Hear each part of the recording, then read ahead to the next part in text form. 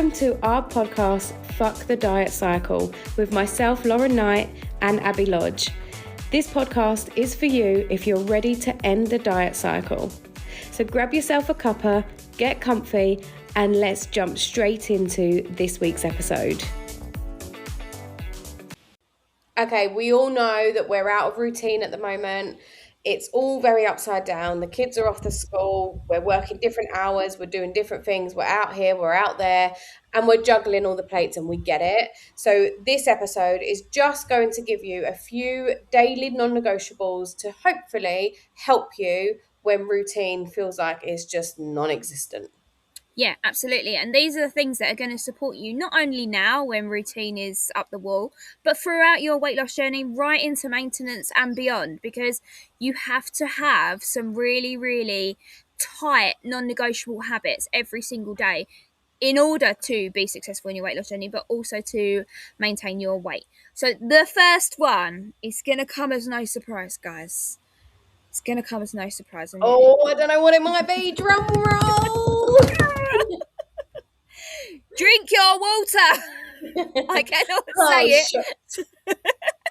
I cannot say it any clearer. But guys, when we bang on and on, well, I bang on and on about water. I don't just do it for my own health. I don't just do it because I'm a bit of a witch.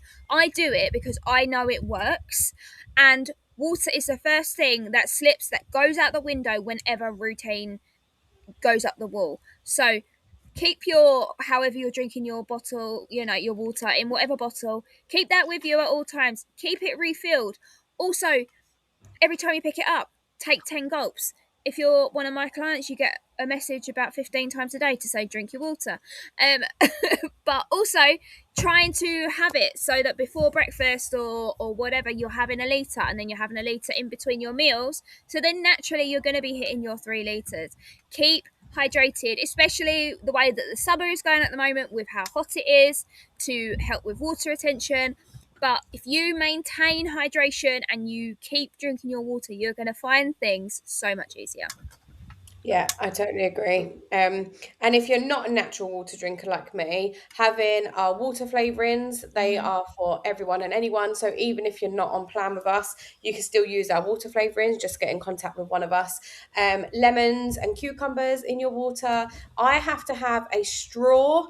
If you give me a glass of water, it will sit there all day long getting warm and yucky. But if I've got a straw, I can get that in. So find what makes it easier for you. And if you're falling behind, get yourself to the sink, give yourself a little bit of a challenge. I'm a bit of a weirdo. I challenge myself to see how quickly I can down a pint of water. That's half a litre at the end of the day, and I try and beat the time from before. So, if you need a bit of motivation. She doesn't get out much, bless her. No, I don't. I'm sad, but it helps. And you never know when you might end up into a water pint drinking competition. You'll be winning. So that's your first non-negotiable. Your second is planning. You have to plan ahead. I don't care what anybody says. If you are not planning and you are just hoping for the best thing to occur, it's not going to happen. So knowing where you're going to be, what kind of things you're doing at certain times of the week, and going, right, okay, so on Wednesday we're out for the day, so I know I need to pack myself a lunch. On Thursday, we're getting back really late. So realistically, the chances of me cooking a dinner from scratch is not going to happen. So what do I need to have in the freezer that day that's easy to cook so that I don't then turn to a takeaway or go in through the McDonald's drive-through on the way through? And also, let's remember, the summer holidays are already expensive. So then we don't need to be adding on these ad hoc eating out places just because you haven't planned ahead. So planning is key. Make sure you've got bits in the freezer that you need, knowing that when you need extra food for packed lunch or, breakfast or whatever it may be. Or if you've got 10,000 kids around your house, like I always do in the summer, and so does Ab, is understanding what kind of snacks can you get into the house that aren't a trigger for you. And again, that's not because you can't have a snack. It's you don't normally have the snack. So now, just because you're out of routine, because you've got the army in the house of the kids, it doesn't mean you now need to start eating snacks. So find the things that you're not bothered about or not triggered by. Yeah, absolutely. And something that's a real non-negotiable for me in the summer holidays, and I think more people need to do it, is I pack my kids a packed lunch every night for the next day. I get it done. Yeah. So that because I'm busy, work doesn't stop. Yes, we still have days out and stuff like that, but I then know that they are looked after. They have got their lunchbox, they've got access to it. It also teaches them to be mindful and not just, yeah, you can eat it all at 8 o'clock in the morning, but don't come crying to me that you've got nothing for the rest of the day. It teaches them to listen to their bodies, but it also knows that they're nourished. You're not going to be constantly up and down, in and out of the cupboards, in and out of the fridge of "Mum, I'm hungry, Mum," because that it just should be every mum's soundtrack to the summer. Yeah, exactly that. And also the power of the pause. So Mm. having that as a non-negotiable tool and asking yourself that clear question before you consume or drink anything, is this worth it? Is this aligning with my goals and where I want to be? If your instant answer is yes, have it Go. guilt-free.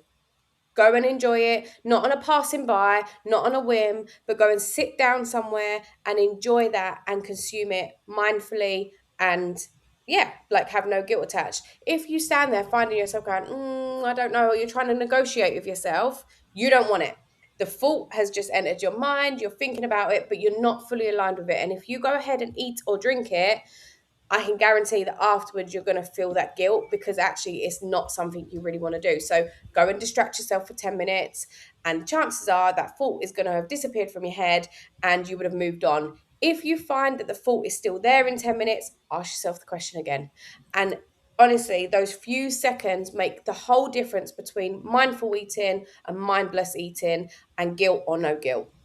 Yeah, absolutely. And it is really, really important to stop and obviously regulate your nervous system. So by taking the pause, you're allowing your nervous system to signal that you're safe. Something else that needs to be everybody's non-negotiable, whether it's a 6 weeks holidays, whether it's Christmas, whether it's whatever. If you are not sitting down, don't eat it. Do Mm. not stand up and eat. We are so guilty as mums, as parents, as busy people on the go of grabbing something and running. If you're not sitting down, you're not eating it. You have to, because when you are running around like a headless chicken and doing this, that, and the other, and say we're grabbing a biscuit or whatever, it's not. You haven't got time for that to register within your body that you've eaten it. So then you're still hungry. If you actually sit down and intend to eat, whether that is that biscuit or whatever it is, but if you're not sitting down, don't eat it. And lastly, understanding that just because your kids are having an ice cream or a donut or a bag of crisp or whatever it is, that doesn't give you the green light to have that thing either. That's just habit. So it's understanding, right, okay, did I plan to have an ice cream today? Is that part of my routine? Is that something that was on the cards for me? No, it's not. So and I always say to myself, if you wouldn't walk to your nearest shop to go and buy that thing, you don't want it No. because you can't be bothered. Now, I know that if I really, really, really wanted something, I'd get out there and walk and go and get it. But if I can't be bothered to walk, again, it's just a nice thought and it's just been triggered by somebody else's action. It's not your own.